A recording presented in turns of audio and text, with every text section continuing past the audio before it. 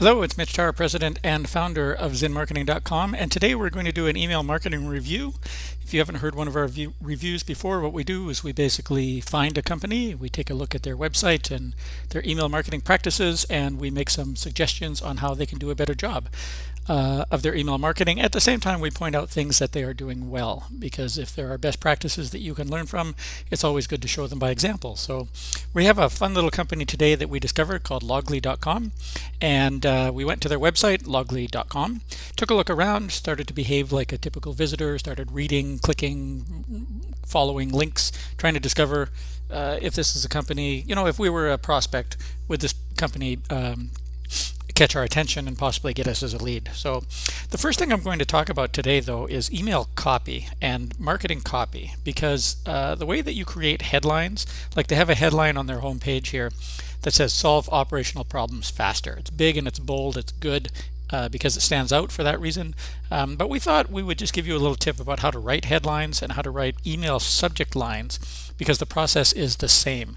And usually the mistake I see people do is they sit down and they try and agonize and invent and play with the words until they get one sentence exactly right, if they even spend any time on it at all. Quite often the challenge is you just write this because you have to have content to go into a beautiful website.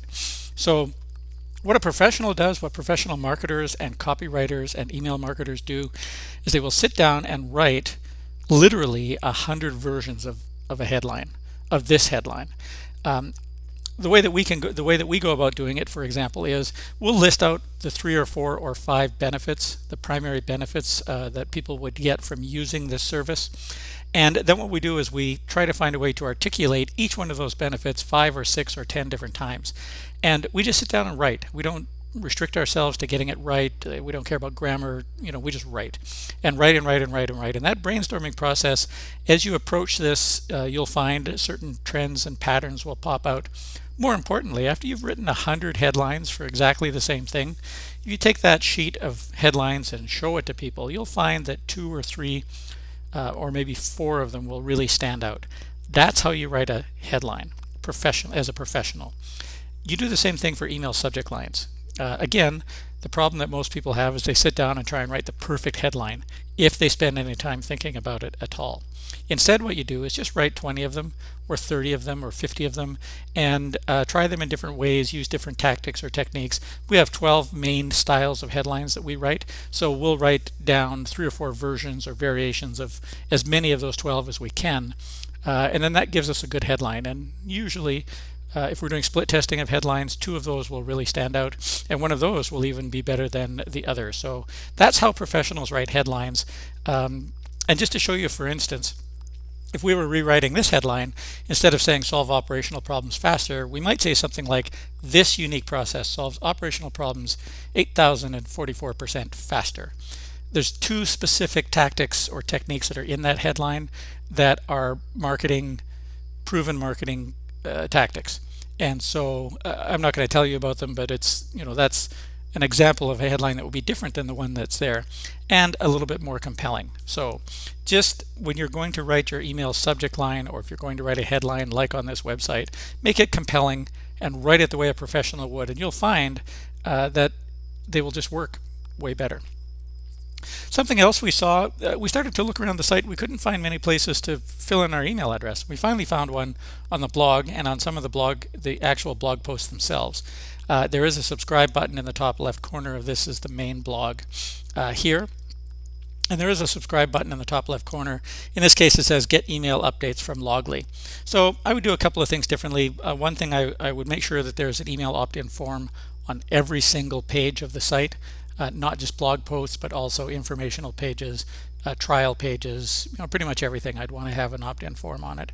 And also I'd like to make sure that in the top left corner, where this one is, I would put a little bit of a benefit statement and try and sell people on getting on this email updates list. What are you going to get? How often are you going to get them? Why should I get them? What's the main advantage I'll have from being on this list?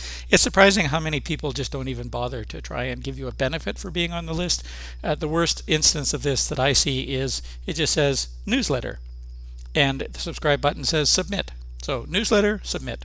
as if that is enough to convince me that I should be on your newsletter list. So think of that as an opportunity to sell and try and use some selling language and try and use benefits. What's the benefit of me being on this list? You don't have to write a book, but you can definitely write something more compelling than get email updates from Loggly. Across the top here, I just pointed at the navigation bar, and something else that works really well is to create a landing page that is simply says sign up for our newsletter or get email updates, and that would put you on a landing page.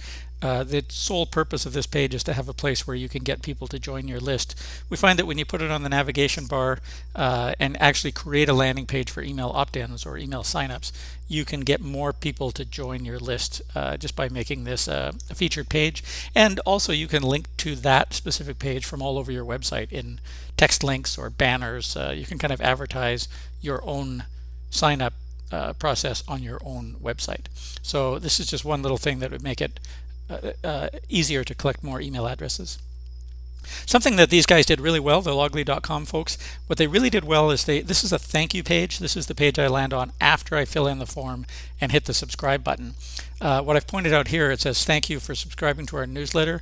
That little text right there does exactly what it's supposed to do. It speaks to me personally, tells me what to expect next. It has some gratitude behind it. You know, they're thankful that I've taken the time to sign up. It also tells me I can take a look at their Twitter or Facebook page to join up as well. So it's also giving me another opportunity to engage. Something else I like about this page, right underneath it, they've got some benefits of their service. That's a really good feature there to kind of remind you the advantages of the Loggly service. Something else I like to do in that spot is sometimes put a link to some specific blog posts or specific articles, so you can tell people to go and look at a case study, look at an ROI calculator, look at a latest use, latest news. There's lots of little pieces of information that you could give to people right here that kind of keeps them connected to the website. And on the right hand side of this page, something else I like about this is there is an alternate or a backup call to action, and that is offering you a chance to get the free trial. So free trial is the primary marketing goal of this website. They want you to try their service, get a feeling for how and what it can do for you. And so by putting this free trial offer here on the thank you page, they're giving you a second chance to basically sign up and get connected. So if you weren't quite convinced at the beginning, you were just convinced enough to sign up for the newsletter, you did that, and on second thought, maybe I'll sign up for the free trial, you have a chance to capture some people here that you wouldn't have gotten otherwise. So it's a really good thank you page. This is a best practice for you to model. Now, something else that happened that was really great. Within 60 seconds of filling in the form, I got my first newsletter. I got my first email from them. That's a great first practice. I like to use a welcome email, or if you're doing a double opt-in, you might do a confirmation email. But basically, the first thing that you should happen right away. I shouldn't fill in the form and then wait for a month before I see anything. That kind of loses the connection with the reader. In this case, I filled in the form. I've got my newsletter right away. And this one is really well designed. So try to follow this when you're setting up your own newsletter design. First of all, and I've pointed to it in the arrow there, the banner is small. It's out of the way. It's not a distraction. It's not complicated. It's beautiful. The Loggly.com banner looks like the LinkedIn.com banner. Very top notch. And it's important that the banner doesn't kind of take over the page. Email is not like a web page. You're not supposed to make it look like a web page. You're supposed to make it readable. So that's the first step to do that. Second step is there's a little bit of introduction copy here. It basically tells me what to expect. It tells me that every month something is going to happen for you. The only thing I would do differently, you can't quite read this text. The only thing that's missing here, again, is a benefit statement just to remind me the goodies that I'm going to get by being on here. But something else that's really well done, this is a single column design.